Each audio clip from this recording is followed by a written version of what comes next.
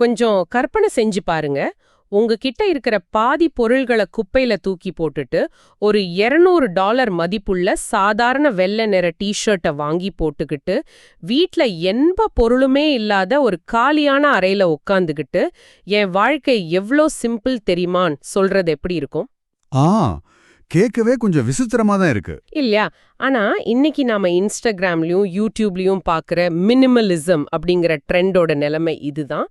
எல்லாவற்றையும் தூக்கி எறிஞ்சிட்டா வாழ்க்கை பிரகாசமாகிடும்னு ஒரு பல மில்லியன் டாலர் மாயை உளவிட்டு இருக்கு. ஆமா ஆமா, இது வெறும் வீட்டை எப்படி சுத்தமா வச்சுக்கிறது அப்படிங்கிற விஷயமே கிடையாது. இதுக்கு பின்னாடி ஒரு பெரிய உளவியல் இருக்கு. கண்டிப்பா.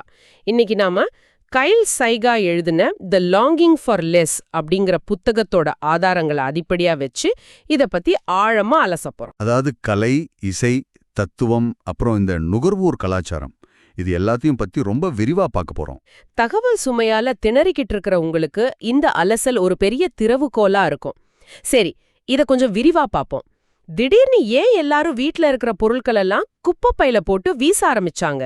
இப்போ இதுக்கு பின்னாடி இருக்கிற உளவியலை புரிஞ்சுக்க இந்த புத்தகத்துல வர்ற சோண்ட்ரிசா ஆண்டர்சன் அப்படிங்கிற பெண்ணோட கதையை நாம பார்க்கணும். அவங்களுக்கு என்ன ஆச்சு? அவங்களோட சின்ன வயசுல அவங்க அம்மாவுக்கு தேவையற்ற பொருட்கள் எல்லாம் வீட்டுல குவித்து வைக்கிற ஹோர்டிங் பழக்கம் இருந்திருக்கு.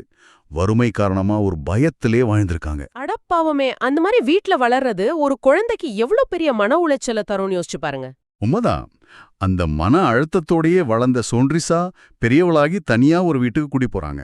கொஞ்ச நாள் கழிச்சு பார்த்தா அவங்களுக்கே தெரியாம 10 ஸ்பேட்டுலாக்கள், 2 காஃபி மேக்கர்கள்னு நிறைய பொருட்களை வாங்கி குவிச்சு வச்சிருக்காங்க. இருங்க 10 ஸ்பேட்லாவா? ஒரு வீட்ல எதுக்கு அவ்வளோ ஸ்பேட்லா? அதுதான் விஷயம். மனசுக்குள்ள இருக்கிற பாதுகாப்பற்ற உணர்வு பொருட்களை வாங்குறது மூலமா ஒரு நிம்மதியை தேடச் சொல்லுது. ஓஹோ, அம்மாவோட பழக்கம் அறியாமலே வந்துருச்சு. ஆமா. ஆனா ஒரு கட்டத்துல அந்த பொருட்களே அவங்களுக்கு மூச்சு திணறலை ஏற்படுத்துது. அப்போதான் அவங்க இன்டர்நெட்ல மேரி கோண்டோ மாதிரி ஆட்களை பார்த்துட்டு பொருட்களை குறைக்க ஆரம்பிக்கிறாங்க. அப்போ இந்த மினிமலிசம் அப்படிங்கிறது நமக்கு நாமே செஞ்சுக்கிற ஒரு தற்காப்பு வழிமுறை அப்படின்னு சொல்லலாமா? கச்சிதமா சொன்னீங்க. வாழ்க்கை நம்ம கட்டுப்பாட்டை மீறி போகும்போது அட்லீஸ்ட் நம்ம வீட்ல இருக்கிற பொருட்களையாவது கட்டுப்படுத்துவோன்னு நினைக்கிற ஒரு மனநிலை தான் இது. ரொம்ப சுவாரஸ்யமா இருக்கு. இது ஏதோ இப்ப முளைச்ச ட்ரெண்டுன்னு நினைச்சுக்காதீங்க. பண்டைய ரோமானிய ஸ்டோயிக் தத்துவவாதியான செனக்காவை எடுத்துக்கோங்க. அவர் எளிமையா வாழணும்னு ஊருக்கெல்லாம் போதிச்சாரு. ஆனா அவர்கிட்ட மிக விலையுயர்ந்த வைன் பாதாளாரையும் பல பணியாட்களும் இருந்தாங்க. அடடே, ஒரு மினிமலிஸ்ட் கிட்ட விலையுயர்ந்த வைன் பாதாளாரையா? இது கொஞ்சம் முரண்பாடா இருக்கே. அது மட்டும் இல்ல, அமெரிக்க எழுத்தாளர் ஹென்றி டேவிட் தோரோ ஞாபகம் இருக்கா? காட்டுக்குள்ள போய் சின்ன மர வீட்ல தனியா வாழ்ந்தாரே, அவரா?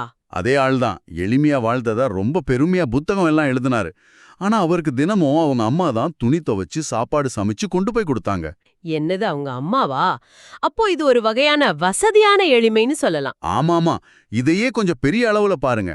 1930கள்ல அமெரிக்காவுல பெரும் பொருளாதார மந்தநிலை வந்தப்போ ரிச்சர்ட் கிரெக் அப்படிங்கிறவர் வாலண்டரி சிம்பிளிசிட்டி, அதாவது தாமாக முன்வந்து எளிமையாக வாழ்தல்னு ஒரு கருத்தை கொண்டு வந்தார். அதாவது பொருளாதார நெருக்கடிகள் வரும்போதெல்லாம் மனிதர்கள் இந்த எளிமை அப்படிங்கிற தத்துவத்தை தேடி ஓடுறாங்க, சரியா? கண்டிப்பா. உங்களுக்கு தெரியும்ல, இது ஒரு சைக்கிள் மாதிரி.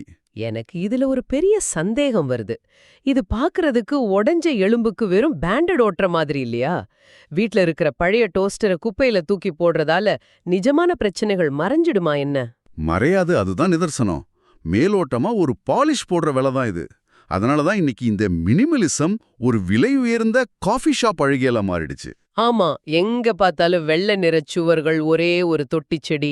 இத பாக்குறப்போ எனக்கு பிலிப் ஜான்சன் கட்டின அந்த உலக புகழ்பெற்ற கண்ணாடி வீடு தான் ஞாபகத்துக்கு வருது. அந்த கிளாஸ் ஹவுஸ் பாக்குறதுக்கு ரொம்ப பிரம்மாண்டமா இருக்கும். ஆனா உண்மையில அங்க வாழவே முடியாது. குளிர்காலத்துல ரொம்ப குளிரும். வீட்ல பொருட்களை வைக்க ஒரு அலமாரி கூட கிடையாது. இது என்ன வகையான எளிமை? இது ஒரு மாயை. 1982ல ஸ்டீவ் ஜாப்ஸ் ஒரு காலியான அறையில தரையில சம்மணமிட்டு உட்கார்ந்திருக்கிற ஒரு பிரபலமான புகைப்படம் இருக்கு. பாத்திருக்கீங்களா? ஆமா, பாத்திருக்கேன். ஒரு காஃபி கப்போட எந்த ஃபர்னிச்சரும் இல்லாத ரூம்ல உட்கார்ந்திருப்பார். எல்லாரும் அத எளிமையின் உச்சம்னு கொண்டாடினாங்க. ஆனா அந்த எளிமைக்கு பின்னாடி இருக்கிற விலையை கவனிச்சிங்களா? அவர் பக்கத்துல இருந்த அந்த ஸ்டீரியோவோட விலை அன்னைக்கே $8200. அங்க எரிஞ்சுகிட்டு இருந்த ஒற்றை விளக்கு மிக விலையுழைந்த டிஃபானி பிராண்ட். ஒரு நிமிஷம், $8200? இது சாதாரண மனிதர்களுக்கான எளிமையே கிடையாதே. கிடையாது. இது குறைவான ஆனா மிகச்சிறந்த பொருட்கள் அப்படிங்கிற பணக்காரர்களுக்கான ஒரு புது வகையான ஆடம்பரம் தான். இங்கதான் விஷயம் மிக சுவாரஸ்யமாகுது. எனக்கு ஆப்பிள் ஐபோனை பார்க்கறப்போ இதேதான் தோணும். எந்த பட்டன்ஸும் இல்லாம ரொம்ப சிம்பிளா இருக்கும். ஆமாம், ஆனா அந்த போன் வேலை செய்யறதுக்கு கண்ணுக்கு தெரியாத ஒரு பெரிய உலகமே இயங்கிட்டு இருக்குல்ல. மிக சரியான உதாரணம். எழுத்தாளர் டேசி ஹில்டியார்ட் இதையே செகண்ட் பாடி, அதாவது இரண்டாவது உடல் அப்படின்னு சொல்றார். இத ஒரு அன்னப்பறவைக்கு ஒப்பிடலாம். அன்னப்பறவையா? எப்படி? ஏரியில நீந்துற அன்னப்பறவை மேலாக பார்க்கறப்போ ரொம்ப அமைதியா மிதக்கிற மாதிரி இருக்கும். ஆனா தண்ணிக்கு அடியில பார்த்தா அதோட கால்கள் ரொம்ப வேகமா துடுப்பு மாதிரி அடிச்சிட்டு இருக்கும். வாவ், சூப்பரான ஒப்பீடு. உங்க ஐபோனும் அப்படிதான். அதோட இரண்டாவது உடல் எங்க இருக்கு தெரியுமா? உலகெங்கிலும் இயங்குற மிகப்பெரிய சர்வர் ஃபார்ம்கள், கடலுக்கடியில போற கேபிள்கள், ஆபத்தான லித்தியம் சுரங்கங்கள். ஓஹோ, இது எல்லாம் தான் அந்த போனை சிம்பிளா மாத்துது. அப்போ மினிமலிசம் அப்படிங்கிறது குப்பைகளை குறைக்கிறது கிடையாது.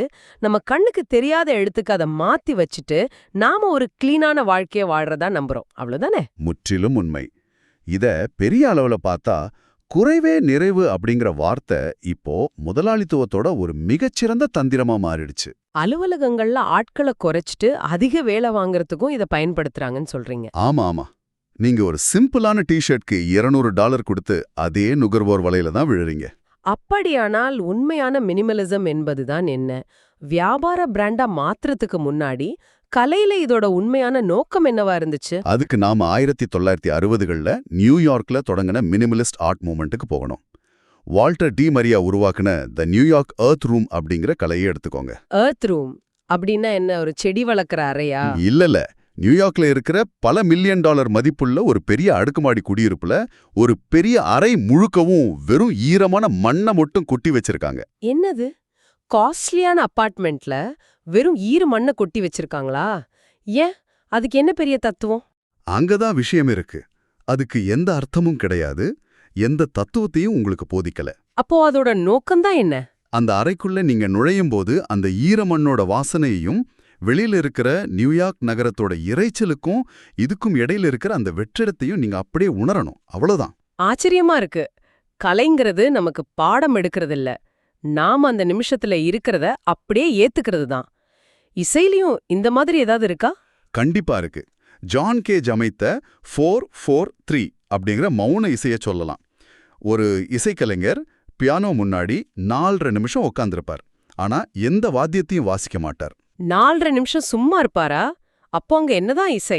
பார்வையாளர்கள் தும்முற சத்தம், நாற்காலி நகர்ற சத்தம், வெளியிலிருந்து வர்ற சத்தம், இதுதான் இசை. மௌனத்துக்குள்ளேயும் ஒரு இசை இருக்குன்னு அவர் நிரூபிச்சார். அடடே, இது ரொம்ப வித்தியாசமா இருக்கு.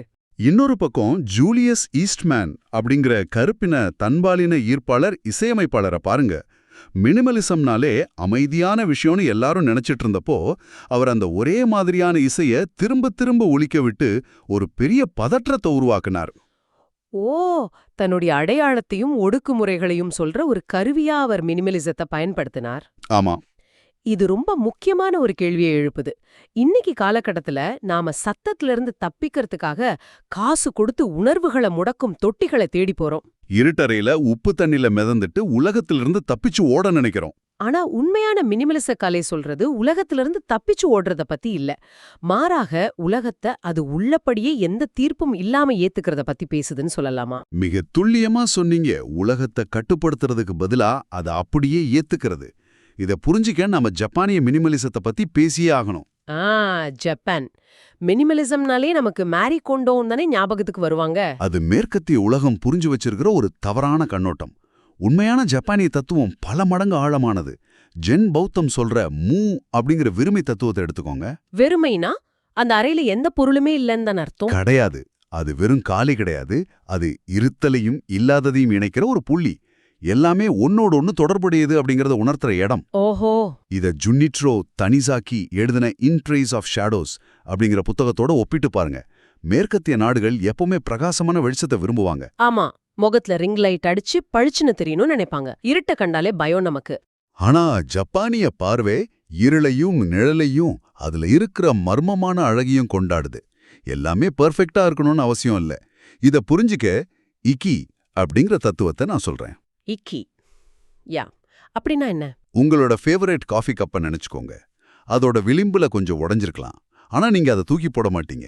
ஏன்னா அந்த பழைய குறைபாடான தோற்றமே உங்களுக்கு ரொம்ப பிடிச்சிருக்கும். ஆமா, எனக்கும் அப்படி ஒரு கப் இருக்கு. அதுதான் இக்கி. வாழ்க்கையோட நிச்சயமற்ற தன்மையையும் முரண்பாடுகளையும் அப்படியே ஏத்துக்கிறது. வாவ்! அப்படியானால் உண்மையான மினிமலிசம் என்பது உங்க வீட்டு சுவர்களுக்கு வெள்ளை பெயிண்ட் அடிக்கிறதோ இல்ல 30 துணிகளை வச்சுக்கிறதோ கிடையாது. கண்டிப்பா கிடையாது. வாழ்க்கையோட இருண்ட குழப்பமான நிச்சயமற்ற பகுதிகளை கூட ஒதுக்கி தள்ளாம அரவணைச்சு வாழ்றதுதான் உண்மையான மினிமலிசம். நீங்க எந்த ஒரு விஷயத்தையும் தீவிரமா கட்டுப்படுத்த நினைக்கும்போது தான் அங்க பிரச்சனை ஆரம்பிக்குது.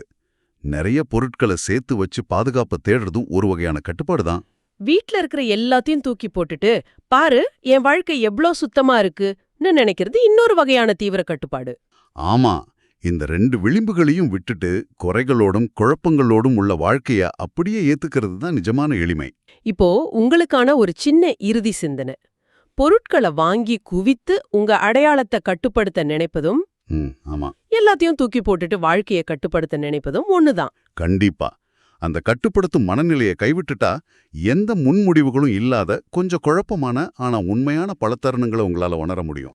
உடைந்த எலும்புக்கு பேண்ட்ரைட் ஒட்டுற மாதிரி பொருட்களை வீசுறதுக்கு முன்னாடி உங்க மனசுக்குள்ள இருக்கிற எந்த கட்டுப்பாட்டை நீங்க தூக்கி எறியணும்னு கொஞ்சம் யோசிச்சு பாருங்க. ரொம்ப ஆழமான சிந்தனை. இப்போது வீடியோவின் இறுதி பகுதி. இவ்ளோ நேரம் கேட்டதுக்கு ரொம்ப நன்றி. ஆமா, இந்த Tamil voice reads channel monetisation இல்லாம தான் நடக்குது. இந்த ஆடியோ புத்தகம் உங்களுக்கு பயன் தருது என்று நினைத்தால் இந்த முயற்சி தொடர்ந்து போக உங்க ஆதரவு மிகவும் உதவும். என்னுடைய இந்த முயற்சிக்கு நன்கொடை அளிக்க விருப்பம் இருந்தால் டிஸ்கிரிப்ஷன்ல கொடுக்கப்பட்டுள்ள UPI ID மூலம் வழங்கலாம்.